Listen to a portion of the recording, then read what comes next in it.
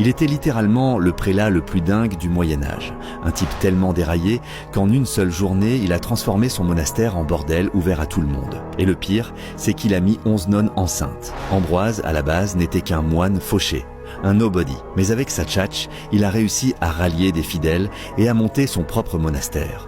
Les gens allaient jusqu'à l'appeler le Seigneur de la Sainte Lumière. Sauf que le jour où la foi s'est changée en pouvoir entre ses mains, il est parti complètement en vrille. Et la réalité était encore plus brutale. Les dons ne suffisaient plus du tout à faire tourner son énorme machine monastique. Alors, il a sorti un ordre totalement fou. Les nonnes devaient accueillir les pèlerins, les laisser dormir là, et en plus leur prendre de l'argent.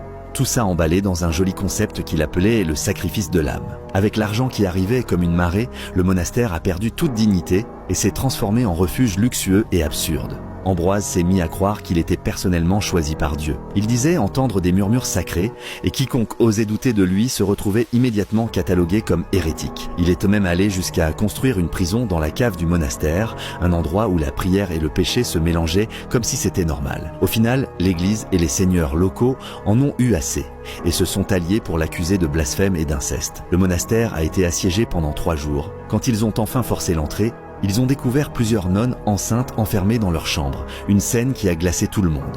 Ambroise a été exécuté sur place. Et juste avant de mourir, il a crié une phrase qui a retourné tous les esprits. « Ce n'est pas moi qui suis tombé, c'est Dieu qui est tombé ». Plus tard, son nom a été complètement effacé des livres d'histoire. Aujourd'hui, il ne reste que le vent pour murmurer ses prières parmi les ruines.